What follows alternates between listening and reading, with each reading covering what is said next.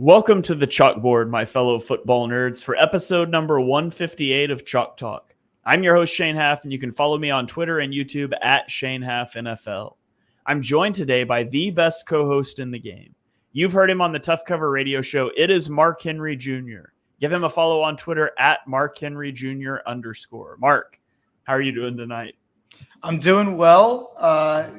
As Shane knows, I'm very invested in the Oklahoma City Thunder. Financially, it's the last thing remaining in the basketball playoffs that I care about. And Shane is an Oklahoma guy, so he's on the Thunder bandwagon. They tied up the series, and here we are talking about quarterbacks. So excited for people to yell at me about some quarterback rankings. Yeah, it's peak off season when you rank quarterbacks, and then you put the graphic out, and everybody gets really mad at you because their team's guy isn't ranked high enough. But that's what we're going to do today. We're going to rank every non-rookie starting quarterback. So if your team has a rookie, we've talked about these guys on draft shows. We're not going to try to rank them here because we haven't seen them play in the NFL, but we've talked about them a lot on draft shows. We will at the end circle back and let you know, like, this is where we would slot this guy in terms of like who we would take. But we're not going to try to put him in the ranking. Also, we're going to treat Anthony Richardson as a rookie since he only played in 4 games last year and left 2 of them early with injury. So we've got 28 guys we're going to rank, including 2 guys for the Steelers. We're going to rank both Russell Wilson and Justin Fields since that's a little bit up in the air who's going to be the starter. 4 teams that have like Jaden Daniels is going to be the starter for the Commanders. We're not going to rank. Wait, is Jacoby Brissett in Washington? No, Jacoby Brissett's in New England. Yeah, we're not going to rank Jacoby Brissett because Drake May should clearly be the starter. But we're going to rank the guys that are going to be starters this year. And we're doing this on a 1-year timeline. Who would give me the best chance to win right now? Which becomes important for guys like Aaron Rodgers, who's 40 on the last year of a contract. So we're taking that into account. We're not taking contracts into account. Just the player on the field, ranking them. How good a chance do they give me to win this season? So now that we've got all the criteria out of the way, let's jump into it. And Mark put his into tiers. Mine are just numbered. So what we're going to do is we're going to let Mark give his tier. I'll tell you where they're ranked on mine, and then we'll just kind of have a discussion about some of these quarterbacks. So Mark, I know there's a lot of suspense around who's going to be ranked as the number 1 quarterback here. Who do you have as your QB1? Yeah, and they're in a tier by himself yet again, and it's the GOAT tier. It's Patrick Mahomes. He's not only the greatest quarterback of all time, but in my opinion, he's the greatest football player of my lifetime. So I'm obviously, I think that you could make a case that whoever you want to say the number 2 quarterback is in the NFL would have had an argument to be the best quarterback 95%. Of the time that the NFL has been around, if you look at their stats and the amount that they've won and yada, yada, yada. But Patrick Mahomes exists, unfortunately, for a couple of these guys near the top of this list. So Mahomes is easily number 1. We could talk all day about why they traded Tyreek Hill and he's won the next 2 Super Bowls after they got rid of his only, weapon outside of Travis Kelce. So he is in a league of its own. And I've said this before, I'm a LeBron guy. Everyone knows that. Patrick Mahomes is by far, if you're saying the gap between him and the second best player in the NFL, it's bigger to me than the gap has ever been between the first and second best player in baseball, basketball, or football in my lifetime. Yeah, I mean, when you watch what they did last year with literally no wide receivers, Travis Kelce not playing particularly well during the season until the postseason. And as frustrating as it was, and as much as, we talk about on podcasts, I even put in our Discord at one point, when the Chiefs lose to the Ravens in the divisional round of the playoffs, we're going to talk about how they didn't address receiver. Well, that was a stupid thing to say. And I'm outing myself now. I said it in Discord instead of on Twitter for a reason, but you can't, as long as Mahomes is healthy, you can't ever count the Chiefs out. And so he's QB1. And I don't think there's not an argument that can be made that's not just seeking clicks and rage baiting to put anybody else number 1, in my opinion. There hasn't been an argument in a long time. Yeah. So that's tier one. Who is your tier two? My tier two is two guys. Now, you could very easily make the case that it should be three, and I'd be willing to hear it. But I went with tier two, could make a case for either as number two. Number two, Josh Allen. Number three, Lamar Jackson. You could really sway me into putting Lamar over Josh. I mean, Lamar just got as far as Josh has ever gotten in the AFC playoffs, if we're boiling it down to kind of team success. But I give the slight nod to Josh Allen. A lot of that's durability. Josh has kind of played through more than Lamar has been able to play through. Lamar has missed more time. So I'll give the nod to Josh Allen. You could, next week I might have a different answer to how those two should be ranked, but I'll go Josh number two. Yeah, I've got the exact same 2 and 3. Josh Allen is a one-man roller coaster ride. I mean, you go from week one, Aaron Rodgers gets hurt on like the 4th play of the game, and Josh Allen single-handedly throws that game away. And that happens at times. And then you go him putting the team on his back and dragging them to willing his team to victories. And, there's no game that he can't get you into or play you out of. And so, you try to harness that bad as much as you can.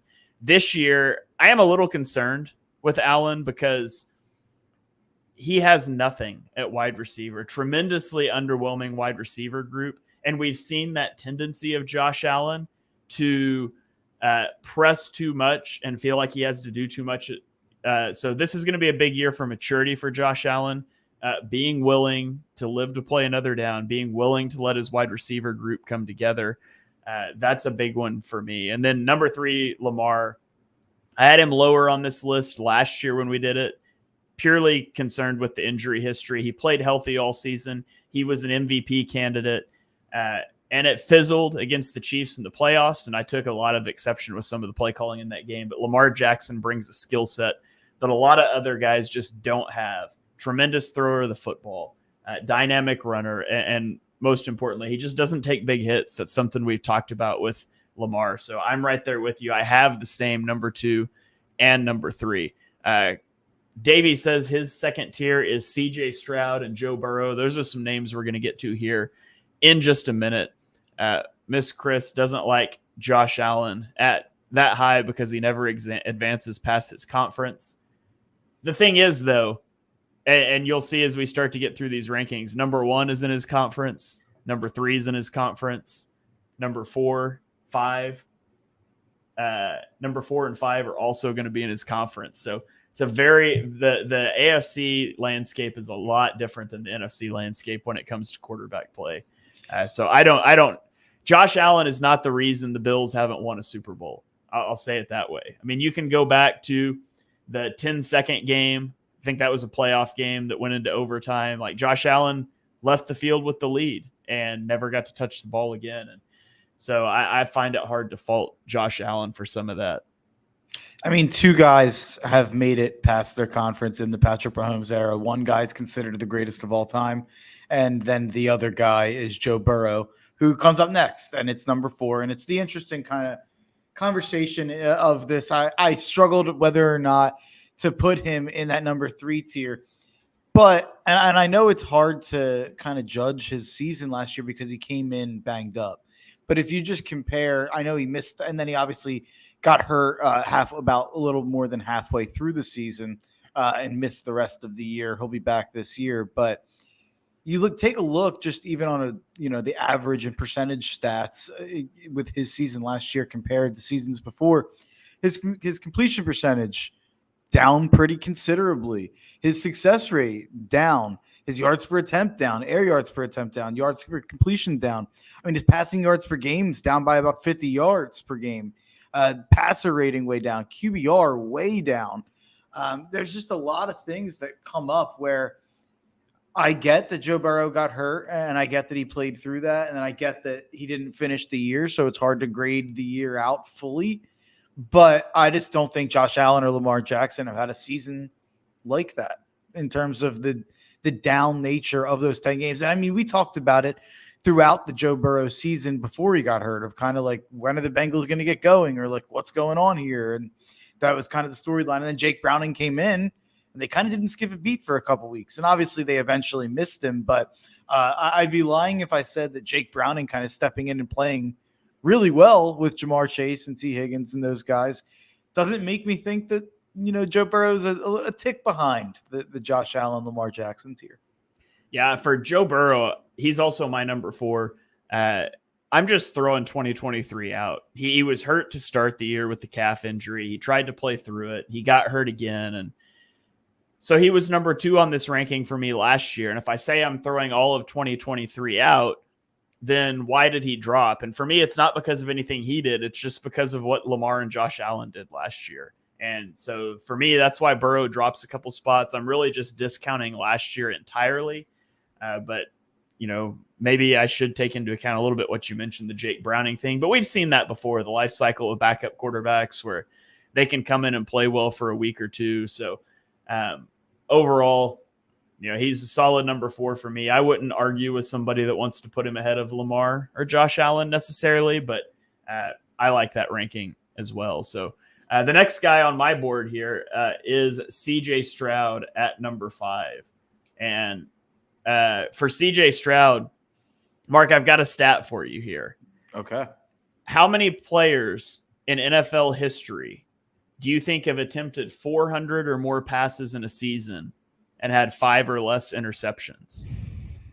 I'm going to say 2. Oh, it's actually 10.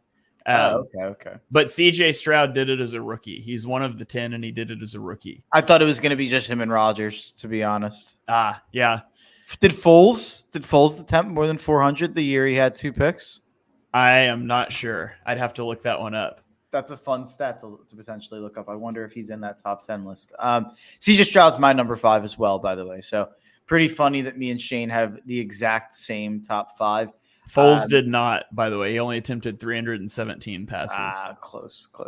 But I have CJ Stroud 5th as well. There's 2 kind of young guns that are going to come up in this list, and I'm willing to buy CJ Stroud slightly more than the other one in terms of where I'm going to rank them. I have no kind of question marks about what CJ Stroud was last year. I don't have to see any more of it. The pedigree was there. Obviously a top pick. I don't think there's any question of CJ Stroud's ability. And I think more this year than ever, I'm kind of doing a little bit of the thing I hate where I'm saying, well, what if this guy was in this situation, and it's kind of swapping and trying that on. And that's kind of been how I've kind of decided some of these rankings debates. But when I talk about, like, for instance, a Brock Purdy, and it's like, man, that guy's in such a great system, and he's got this, he's got that, he's got this weapon and that weapon. CJ Stroud, he is the system. Like, CJ Stroud stepped in and to a situation where they hadn't done anything. I mean, it was Davis Mills and all that, all the nonsense that had been going on there for a couple of years. CJ Stroud stepped in and made the situation look good when I don't think anyone thought it was going into the year. So I have so much, respect for what CJ Stroud did last year. Yeah, I mean, we thought the Texans could have potentially traded away a top 10 pick in their move up for Will Anderson. And they not only made the playoffs, they won a playoff game against one of the best defenses in NFL history in the Browns. And so him doing that as a rookie, and going into last year, we said, they just don't have weapons. And now Nico Collins is a household name. And CJ Stroud did that. And so what CJ Stroud did as a rookie is incredible. We have seen a flash in the pan before, but for right now, CJ Stroud deserves a ranking in the top 5 as far as I'm concerned. Yeah, I'm right there with you. And I think the next guy that I'm going to bring up very well has an argument that he could be in the top 5. And I think people will call us homers. I think we both have this guy sitting at number 6. My number 6 is Jalen Hurts. And I think some of the conversations about Jalen Hurts this offseason have bordered upon insanity. And I don't want to dive too far into it. We're going to have plenty of Jalen Hurts conversations throughout the offseason. I almost think it's a waste of time to talk too much about him when we have 28 other quarterbacks we're not going to talk nearly as much about as we will Hurts. But just like obviously WIP and the nonsense accounts on Twitter that are engaged to farm they're there to farm engagement. But these Jalen Hurts like questions I'm seeing asked are just, it's insane. And I'll throw out like, yeah, Jalen Hurts was a top 10 quarterback last year. And people are like, what? That's crazy. And it's like, okay, would you have rather had this guy or that guy? And I mean, you can do it with every guy that comes after this on our list. I don't understand why Jalen Hurts doesn't get even like 30% of the credit for taking his team to the Super Bowl and going toe-to-toe with the eventual winner of the Super Bowl that Joe Burrow does. It feels like Joe Burrow has made an entire reputation, an entire career off the fact that he carried a team to a Super Bowl, yada, yada, yada. Go back and look at that kind of Super Bowl run for Joe Burrow. And it was a lot of like 17-14, 20-17 type games that he won to get there. It was a lot of the defense.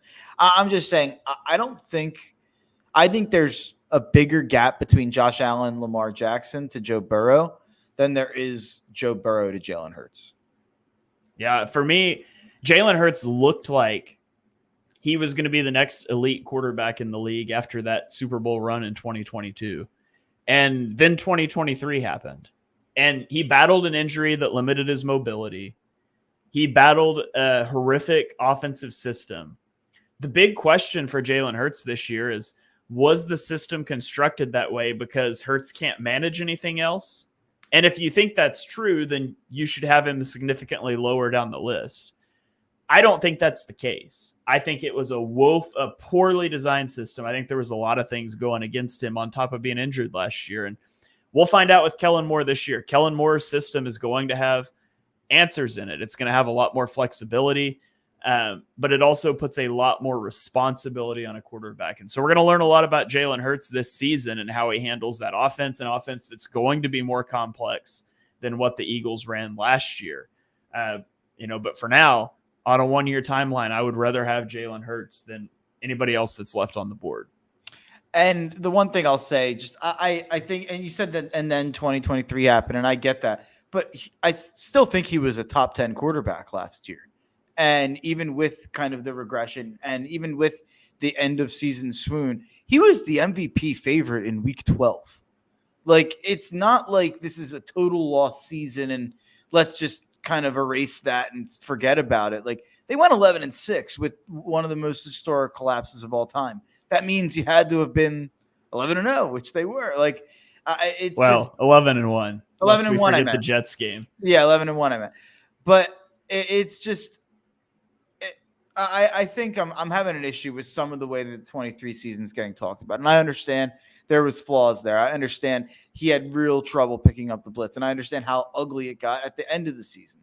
But there was a couple months there where we were talking about him as the MVP, and no one was saying anything that we're hearing now about Jalen Hurts until the clock, until Thanksgiving was on the table. Basically, I want to try to keep the idea of, let's look at 2022 and the first 12 games of 2023 or 11 games, whatever it is, as opposed to let's just look at the last 7 games he played.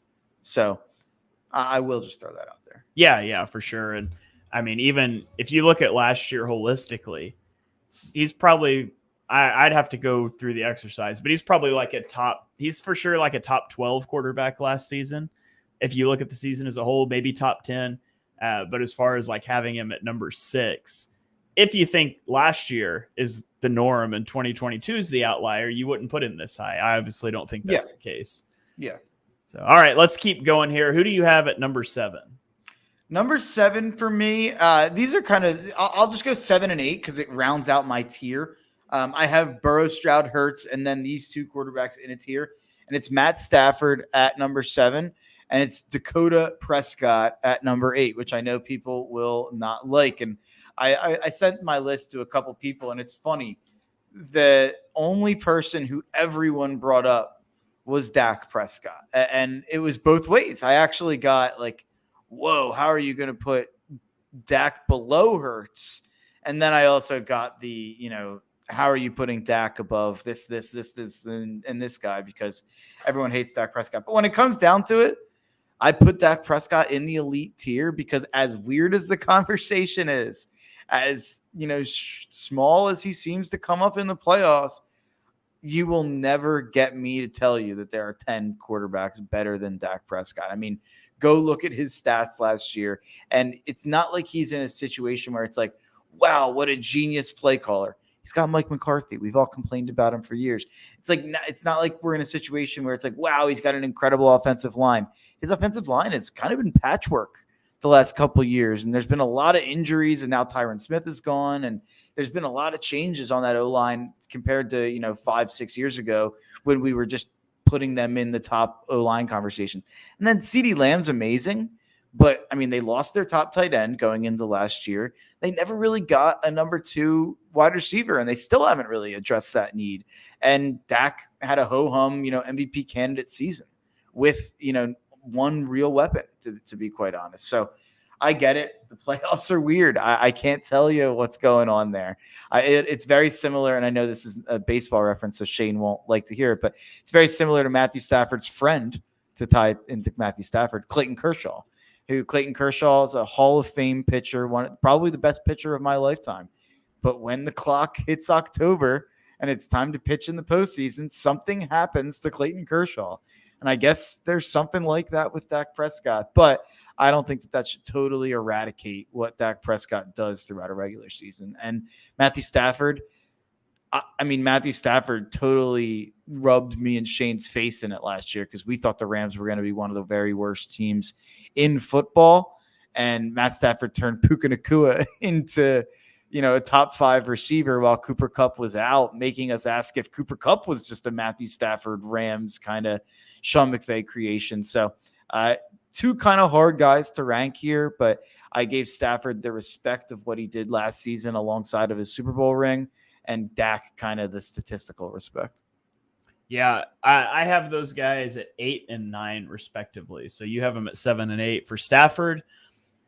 Stafford had some incredible moments last season. The arm talent is there still. Coming off the elbow injury, that was a big concern for me last year. At the end of the day, he's still 36 and has an extensive injury history. So if I'm picking a guy for a year, there's guys I would rather have. If I'm looking longer term than that, Stafford would drop lower down the list because I'm not sure how much longer he can keep doing it. But I said that last year. And look what the Rams were, a super fun team to watch last year. And they look like they will be again this year. So I've got Stafford at 8. By the way, I'm totally going to eat the trash and predict the Rams to have a regression year again because Aaron Donald's gone, and then they're going to make me look stupid again. Perfect. Love it. I love the dedication to the bit. So, and then Dak I have at 9. I mean, everything you said is there. Dak's an elite quarterback in the regular season. And if there wasn't a postseason, he would be higher on the list because he's so good at processing the field. He's so good at getting the ball out. He's not as like mobile as he used to be, but he still moves around. Mahomes, do not say I'm comparing him to Mahomes, but in terms of his just extending plays, he does a good job of doing that without being a big threat to run. Well, that was a big part of his kind of explosion this year that he started using his legs more. Yeah. And so he checks all of those boxes, but he always comes up short in the postseason, which makes it tough to put him much higher because the ultimate goal is to win in the postseason. And that's something that across multiple coaches, across multiple offensive coordinators, with a loaded offensive line and receivers early in his career, with lesser offensive line and receivers now when he should be able to elevate that, they just have never been able to get it done in the postseason. So that puts Dak a little lower. If they had a run to a Super Bowl and lost, I'd probably have Prescott higher on this list, but they come up short every postseason, so it makes it hard to put him any higher. So I'm right there with you. All right, well, let's get to my number 7, our first point of divergence. So we did these lists independently and then started to compare them, and our top 10 was exactly the same, except I have this guy inserted at number 7, and it's Justin Herbert. For Justin Herbert has all of the arm talent in the world, makes incredible throws, processes the field really fast, all of that. He's been hamstrung by poor offensive roster construction. He's been hamstrung by bad play calling. But at the end of the day, if you're going to be considered an elite quarterback, you need to be able to elevate a roster. We saw CJ Stroud do it as a rookie, and Justin Herbert's 30-32 on his career. And so, the film guys, and I'm a film guy, I love Herbert off the film, but at the end of the day, and I'm not a QB wins guy, but you can't have a losing record and be a top 5 quarterback for me. You just can't. And so I've got Herbert at 7. It pains me to do that. I hope that they can get going now under a new regime, because I think Herbert is incredibly talented. But at a certain point, you just got to win. I am once again asking for Justin Herbert to accomplish something.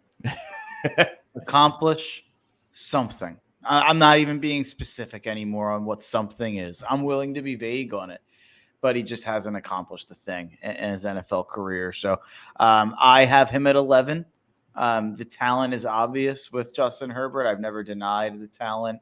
I have a tier here, and it's tier 4, and it's the check back next year tier, because I think my 9 through 11, all 3 of the guys are young, promising guys who could totally fluctuate based on where they how they perform this season. The thing I'll say about Herbert, and this is less about Herbert and more kind of a Chargers point for this year.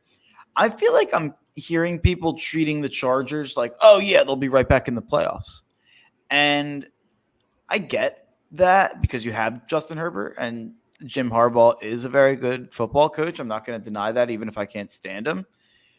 But the Chargers are doing what a rebuilding team would do in the offseason. They're getting all this cap off their books. They're getting rid of all these aged players. They even were going to cut Khalil Mack before they were able to come to an agreement, but got rid of Mike Williams, got rid of Keenan Allen, got rid of Austin Eckler, got rid of a couple guys on the defensive front. And I don't know if they added enough to be like, yeah, they're going to take this leap. Like, I think they're going to have yet another disappointing season. And I actually think for the first time, Justin Herbert will probably get more blame for that this year. But the funny thing about it is I think he'll probably be less culpable in it this year than he's been in the last couple of years. Because that, to me, I look at the Chargers roster and it's kind of a rebuilding roster. Like, Harbaugh's kind of bringing in his fresh talent. They had a ton of picks in the draft. Like, it'll be interesting to see, because I think expectations from what I'm just reading are that they're going to step right back in and win 9, 10, 11 games. And I don't see that. Yeah. Miss Chris says we should have a future chat about how quarterbacks would perform under different head coaches, or how quarterbacks would do if you swap them out into. We'll get to that at Brock Purdy. Yeah, as I say, we're going to talk about Brock Purdy in a minute, but that is so hard to prognosticate on, talking about, totally projecting that. But I will say landing spots vital for quarterbacks too. And that's a big thing. And for any rookie, any prospect, your landing spot is huge. And that's something that we probably as a draft community discount a little too much. So you said your 9 through 11 was check back next year, guys. So Herbert was your 11. Who is your 9 and 10? My number 9 is Jordan Love. And Jordan Love, you could make a really, really strong argument, should be above Stafford and Dak. Because honestly, if you put a gun to my head and made me answer who I'd rather be the quarterback of my favorite team, I'd probably say Love over those two guys. But it feels unfair to rank him above those guys after just 2 months. But man, oh man, those 2 months of amazing quarterback play were incredibly tantalizing. I mean, he was so good down the stretch. I mean, even into the playoffs, he was perfect in the first game he played. And then against San Francisco, he was great for 3 quarters, kind of fell apart in the fourth. But Jordan Love is going to be a really, really interesting guy to watch this season. And to be honest, I've said the team that scares me the most in the NFC. Obviously, people are going to say San Francisco. I expect a little bit of regression for San Francisco. I think Green Bay might be the scariest team in the NFC, and it's the team that the Eagles are facing in Week 1 in Brazil. Yeah, looking at how Jordan Love played at the beginning of the season versus the end of the season, like it's just a night and day difference. If you look at just like the first 8 weeks of the season, which is when I think they only won one game in the first 8 weeks? They won 2 games. They had 2 wins in the first 8 weeks of the season, and Jordan Love was not playing well at all. And then he started to figure it out. And by the time you got to the end of the season, he was incredible. He went from bottom of the league, 25th in EPA per play, weeks 1 through 8, which is just incredible. 25th. And I was in on the Packers. I projected them to win the division. They started 2-6. And I was like, man, I missed this Love thing. And then he turned around and he ranked 3rd in the league in EPA per play from week 9 on. Just an incredible turnaround. I have him at 12. I've got a couple other guys above him. I need to see it for a longer span of time. But I'm with, like, that's a perfectly named thing. Check back next year on Jordan Love, because if he picks up where he left off, he's easily top 10 next year for me. Yeah, definitely. I mean, he already made my top 10 here, but he could easily be 7 or maybe even higher potentially. But my number 10, I went with Trevor Lawrence, and I think Trevor Lawrence and Justin Herbert almost have to be grouped together right now, because I think their careers have been kind of similar. Obviously, they're tied back to the playoff game they played against each other, where Justin Herbert got up 28-0, something like that. And Trevor Lawrence came back after throwing like 4 picks in the first half, but then he somehow ended up maybe playing the better game because of how good he was in the second half. So fun kind of thing to tie back to. But Jordan Love, Trevor Lawrence, Justin Herbert is my check back next year tier. All 3 of those guys could end up considerably higher on the list than they are right now. Yeah, Trevor Lawrence is number 10 for me as well. Lawrence has been so hot and cold in his career. Like, at times, he looks like an elite player. And at times, he looks like a boneheaded rookie making his first career start. And this is year 4. It's time to grow up and stop making so many mistakes. Like, in 50 career games, Trevor Lawrence has 72 combined interceptions and fumbles. That you cannot. We just talked about earlier, CJ Stroud attempting 400 plus passes and having 5 or less interceptions. 72 combined interceptions and fumbles in 50 games. It's too much, and it's way too much for a guy that's fringe top 10. Trevor Lawrence has got to rein in the boneheaded mistakes and put it all together. And I know Jacksonville has not been the most functional organization in his time there, but it's time. Year 4, it's go time. He's shown this, he's shown enough flashes. It's time to put it all together and firmly solidify himself as a top 10 quarterback in the league. I know that I'm looking for the specific stat, and I can't find the stat I was looking for, but John Jansen, who works at my radio station, is the preeminent Trevor Lawrence defender on Twitter. He thinks that the hate has gone ridiculously too far.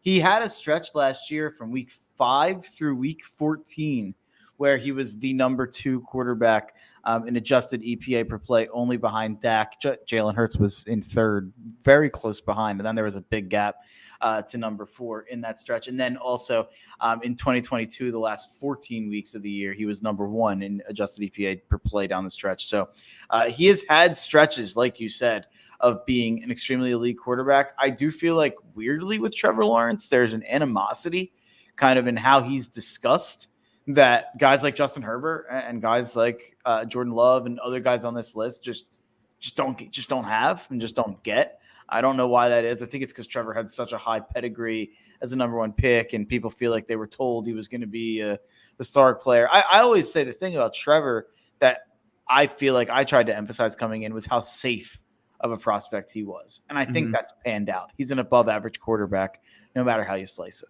Yeah, absolutely. So let's get into your next tier. What's the name of your next tier, and give me your top guy or 2 in it.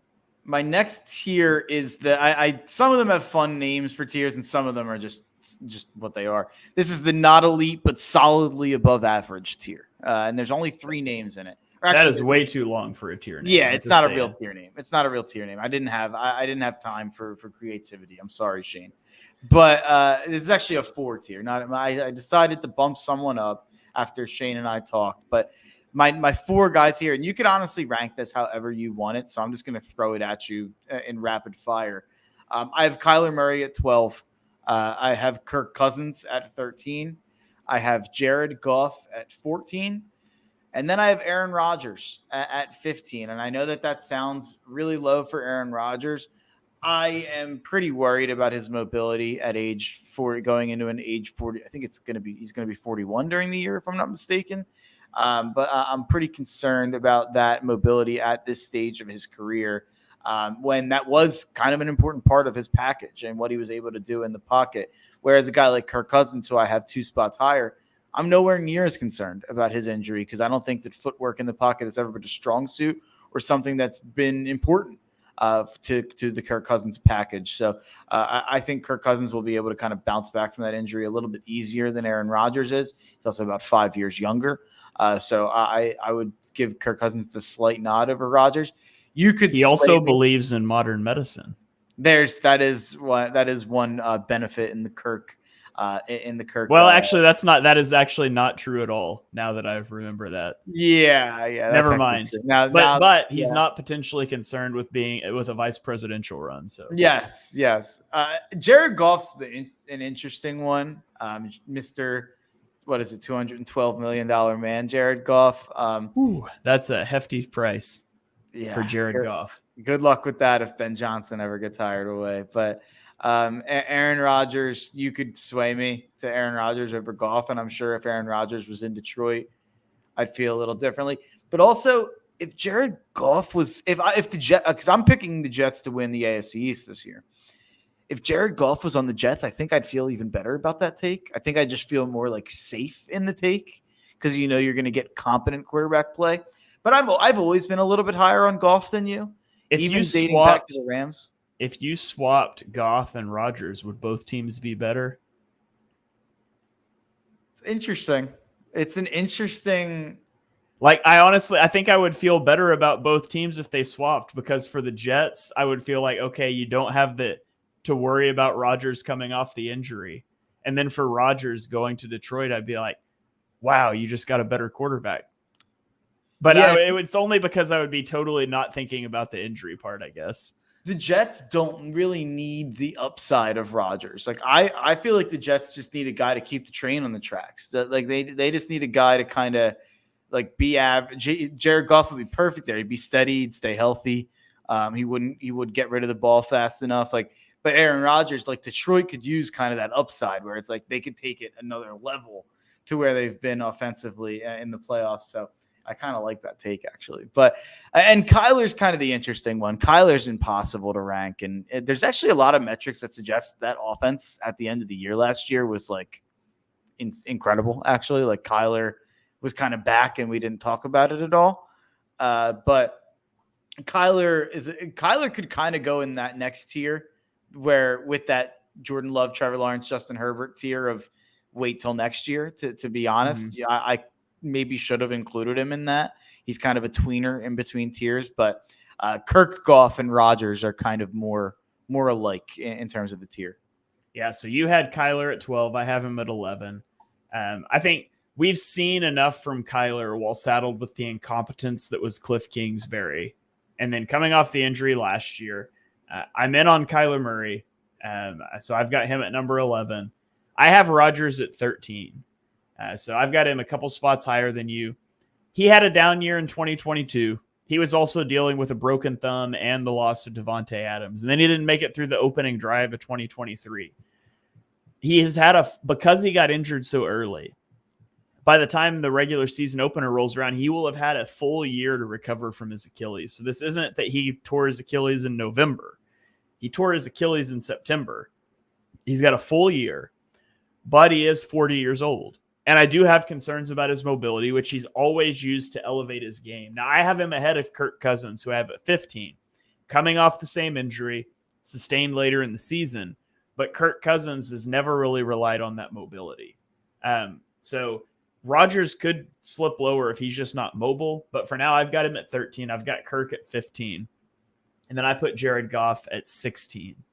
And I think Goff's interesting because I was talking about his contract on Twitter today, and somebody was like, 5 years ago, nobody would have believed that Goff got this contract and Carson Wentz was out of the NFL. And that's so true.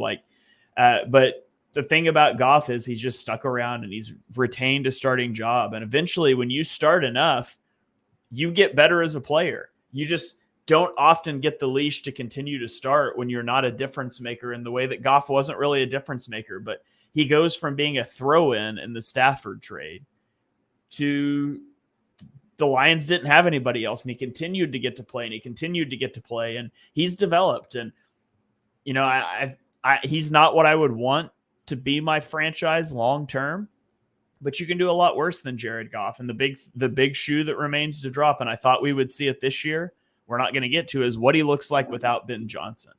Because when a guy goes from middling quarterback to playing well with a hotshot offensive coordinator, you do worry about what that's going to look like, especially when you come from the background of, you know, Sean McVay was reading the defense for Jared Goff and making adjustments at the line of scrimmage in his helmet and things like that. So I think Goff's a better player by far now than he was then. I'd really like to see him a year without Ben Johnson and see how that goes. But I've got him at 16. Yeah, no, I'm right there with you. So Miss Chris would like to know how you possibly don't have Tua on this list. Mark, have you gone full heel on the Tua hype train? No, it hurts my soul. Tua is 16. Tua is my next guy, and it's the start of my average tier. And I hate to do that. I mean, there's nothing more I hate than to disrespect Tua Tagovailoa on this program. But I can't get the last 3 games out of my head of Tua's season where they lose 56-19 to Baltimore. He goes 22 for 38, 237 yards, 2 touchdowns, 2 picks, 2 fumbles, gets sacked 3 times. Then he plays Buffalo, loses 21-14, 17 for 27, 173 yards, a touchdown, 2 picks. And then you have the playoff game, which was just an outright catastrophe, 20 for 39, 199 yards. If I'm not mistaken, I think like 85 of those yards were on like a screen as well, on 1 touchdown, 1 pick, 2 sacks. I mean, just those games are going to live with me for a long time until Tua can kind of get those playoff demons off of his back or whatever. And not even playoff demons, big game demons. Because, I mean, they had a chance to potentially get a bye. And you squander it by going 0-2 to close the year. Not just going 0-2. They lost 56-19 to Baltimore in a game that was being hyped up as a big game going into it. So that's the kind of stuff that just – it's tough for me to take seriously, even if you lead the league in passing yards.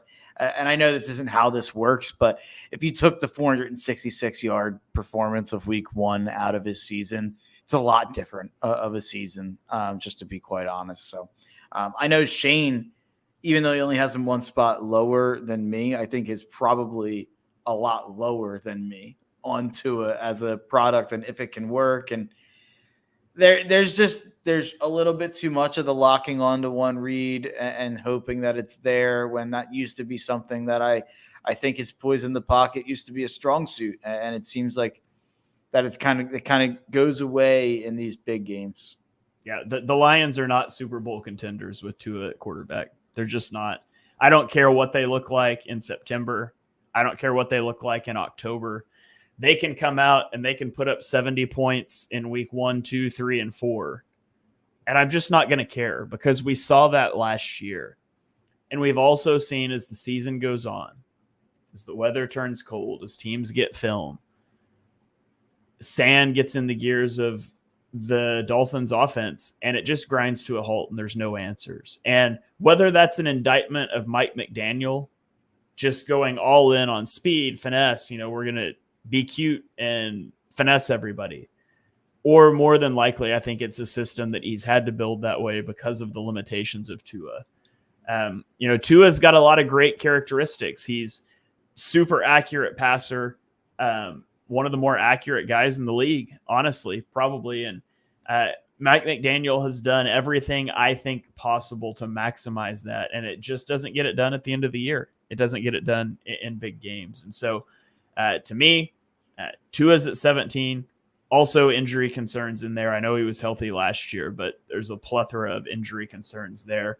And so here's a guy I'm going to throw out. My number 14 spot is blank right now. My number 14 is a guy, obviously, I would prefer over Tua, and you wouldn't, and I want to have a conversation about it, and that's Brock Purdy. So where do you have Brock Purdy? Where's he at on your list? I have Brock Purdy at 18. Okay, so it's close there. So you would rather have Tua than Brock Purdy?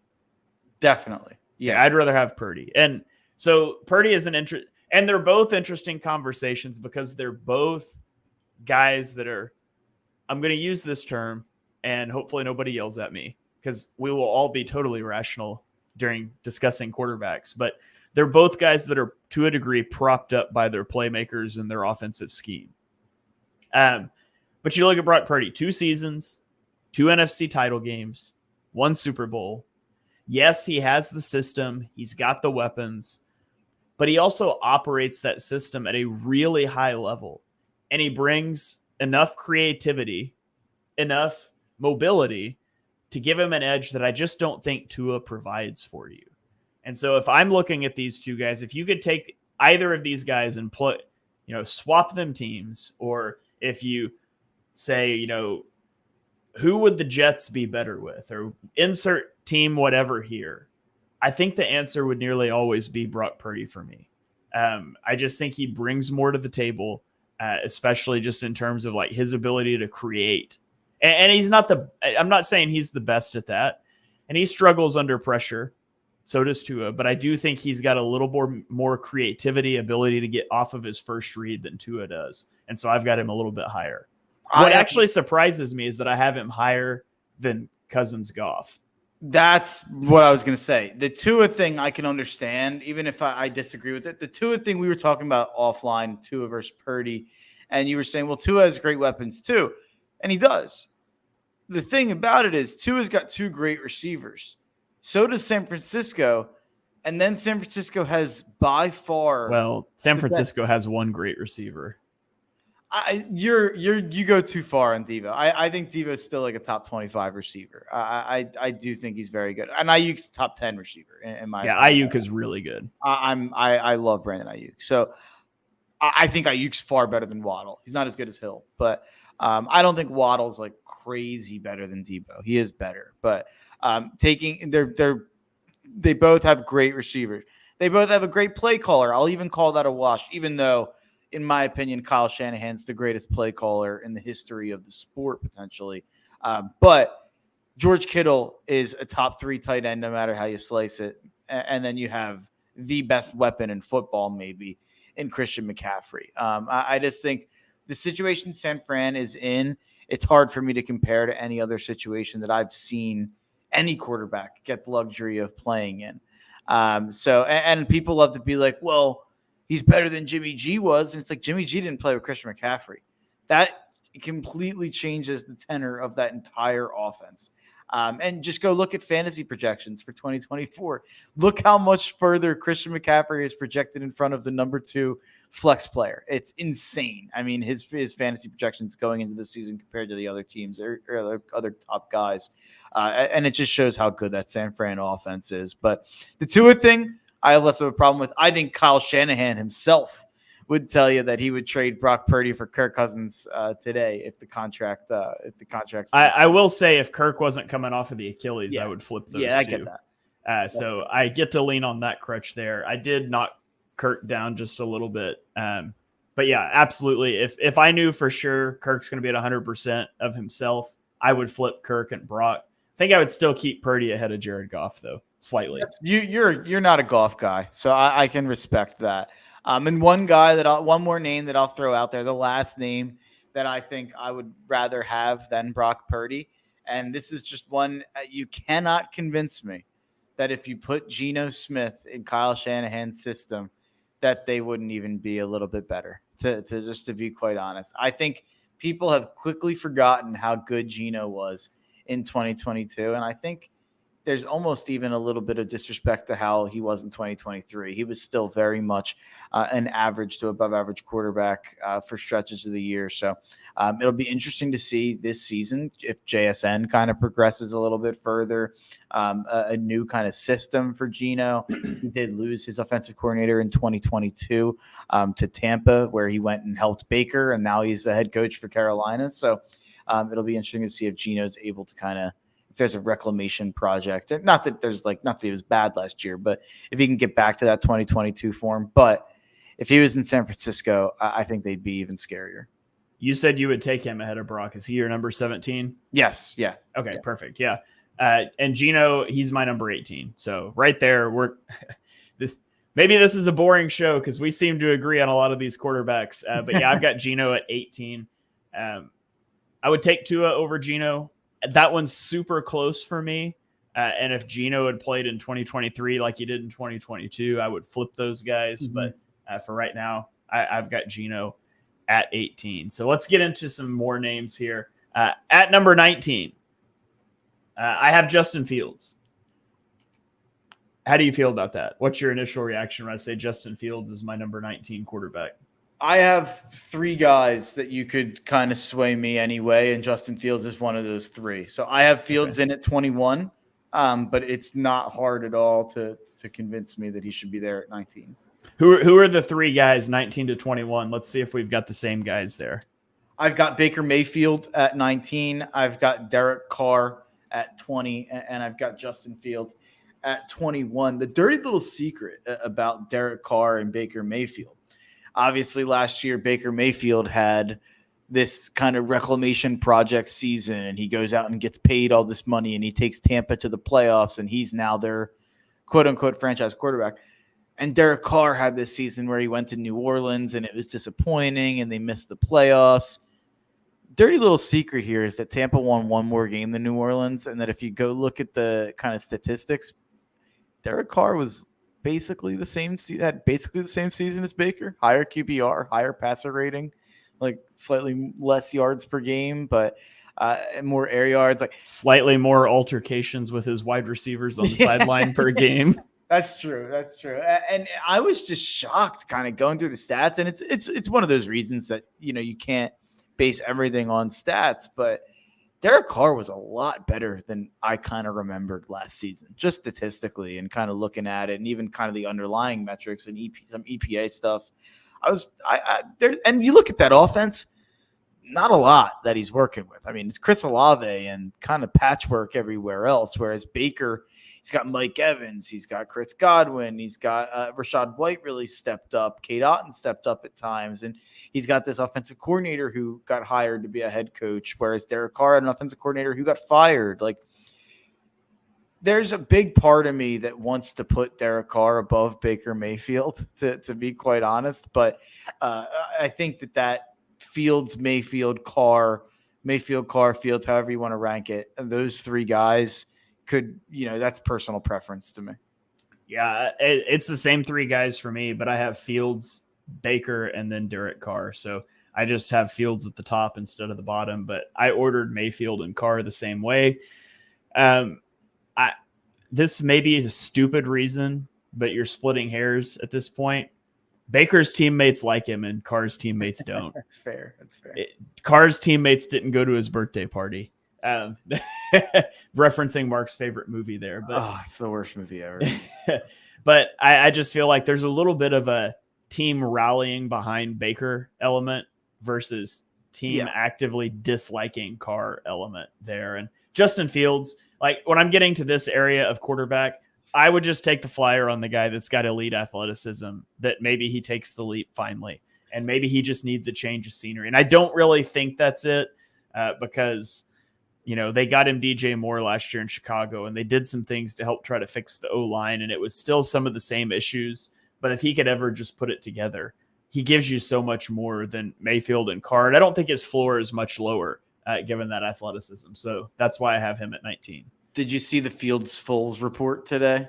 No. He was they hated each other's guts, Justin Fields and Nick Foles, and Nick Foles was trying to help him, and he thought that Justin Fields was just entirely uninterested in learning anything from him, and was incredibly dismissive. So it's a little bit of a crappy thing to hear. Yeah. I don't know. Nick Foles seems like such an incredibly nice guy. Who else hates Nick Foles? Who? Tom Brady. So Justin Fields, Tom Brady. Yeah, they finally have something in common. Yeah. And you mentioned the teammates hating you tax. So you're not going to like who I have at number 22. And I already know you don't like it because you've got them way lower. Russell Wilson was good last year. Like Russell Wilson was pretty darn good in a situation where he had absolutely nothing around him with a bad O-line, no running game. Cortland Sutton and Jerry Jeudy, who are two guys who I'm pretty low on at this point. I think that there's a chance Russell Wilson's being railroaded a little bit. I don't think he's as cooked as you think and as other people think. I think he's very much still an NFL starter.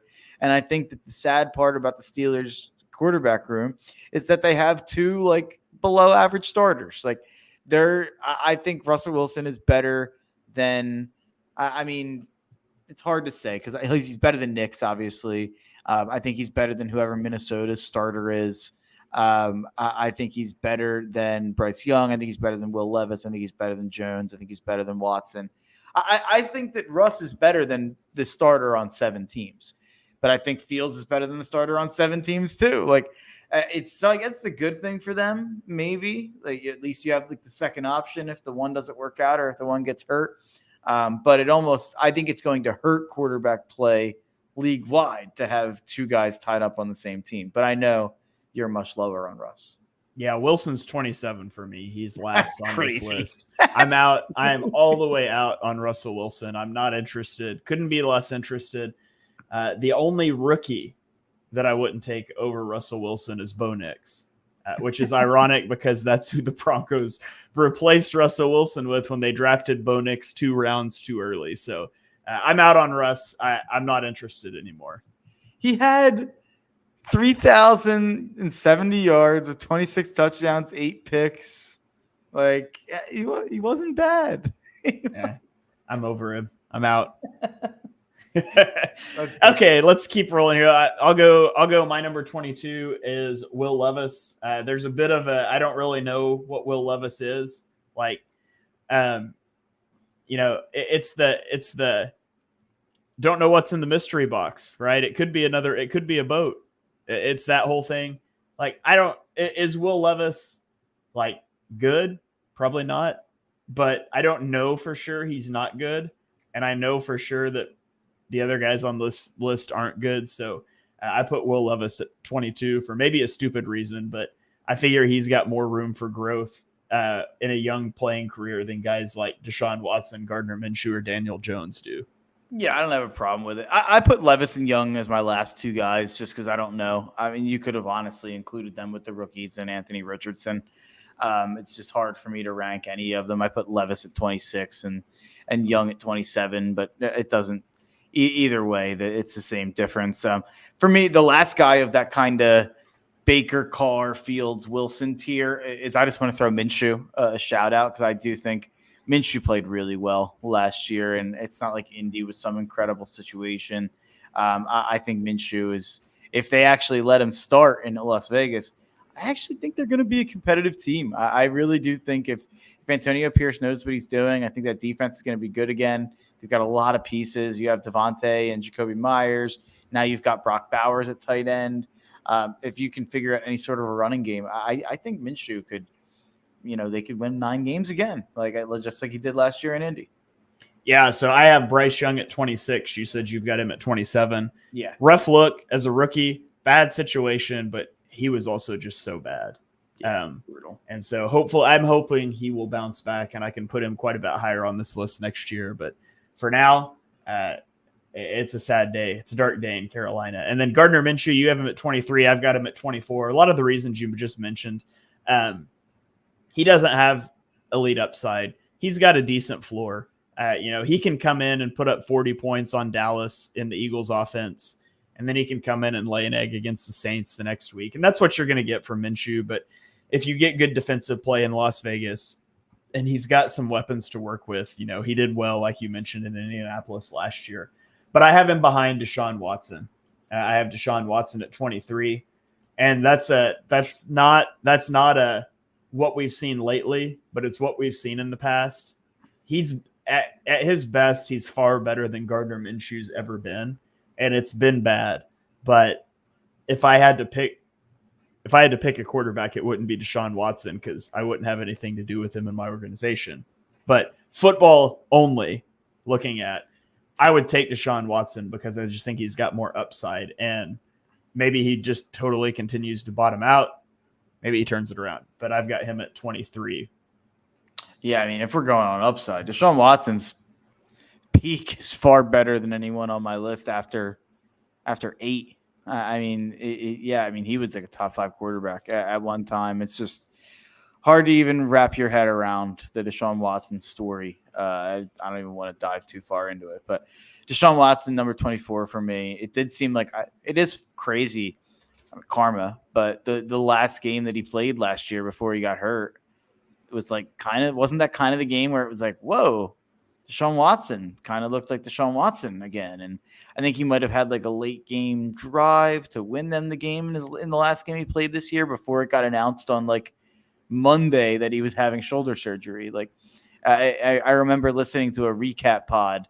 They recorded late or something, and it was like they were talking about the win and how great Watson looked, and it was like, but he's gonna be out for like the rest of the year. So I just remember how weird that was. But yeah, the Browns are gonna be an interesting team to kind of predict like what do they do next year, because with or without Watson, they were winning games because of how good that defense was. But defense is kind of cyclical year to year. I mean, it's hard to repeat as an elite defense. So if they end up being the 9th best defense and Deshaun Watson doesn't bounce back, are they a competitive playoff team again? I don't know. All right. Well, that does round out our QB rankings from 1 to 27. Let's briefly talk rookies here. And super briefly, because we're already over an hour, but on a 1-year timeline, remember, where would you slot Caleb Williams in on your list of like, I would take him here over these guys? Where for me, I think that line is probably after Trevor Lawrence. I would take him over Kyler. So probably about number 11 on a 1-year timeline. Yeah, mine is I would take him over Kyler. Herbert is a real debate for me on if I'd rather Caleb or Herbert for this year. I'll go Herbert. But Trevor's not. So I would say Trevor comfortably over Caleb. So yeah, he would check in right after number 11 for me. Okay. What about Drake May? Where would you take Drake May? I'll put May and Daniels. I'll just kind of combine them together because I think May's better than Daniels, but Daniels probably gets a slight nod because of his mobility, giving him such a high floor year 1, ready to go. So even because I think May's slightly better, I'm just going to say that they're equal. And I'm going to say that I would put them right behind or in front of Fields. I can't decide. I mean, Jaden Daniels is just like a skinny Justin Fields potentially, but yeah, that's exactly the spot I had in mind. Jaden Daniels, I was going to say I would take over Justin Fields because he brings that same athleticism and maybe he doesn't have some of the bad habits that Fields has. May, I would probably put a little lower because I think May is better than Daniels. I do think he needs more time. And he doesn't have the same mobility Daniels has to give him that higher floor. So I would probably put May behind, between Baker and Carr. So close, but I would go Daniels, Fields, Mayfield, May. I'm going to say, yeah, I would go Daniels ahead of Baker, Carr, Fields, and I would go May right behind Fields. But that's all so personal preference. All right. What about JJ McCarthy? Last. Oh, okay. I would take McCarthy over Will Levis, I think. I would go McCarthy between Carr and Levis. Just for this year again? Yeah. I would definitely rather have Minshew. I'd definitely rather have the upside of Watson. I would rather have the upside of Daniel Jones, which is just a statement that almost just made me vomit in my mouth. Will Levis. I'd take Levis, and then I'd take Bryce just because Bryce, I still have the hope that he can. I think he might be ruined, and that's a debate for us to have another time on if a quarterback prospect can be ruined or not in a year. I think he might. I think Bryce Young might be the case study in that conversation, but I'll still take the Bryce upside. All right. What about Michael Penix Jr.? It's the same. Penix, Bo Nix, JJ would all be below Bryce for me. And I have Bryce last. They would all be below him. I think I would probably put Penix ahead of Bryce behind Daniel Jones. Okay. And then Nix is after Russell Wilson. I don't want anything to do with Nix. What about Anthony Richardson? Where would you slot him in? He is he is totally theoretical at this point. So I'll say above.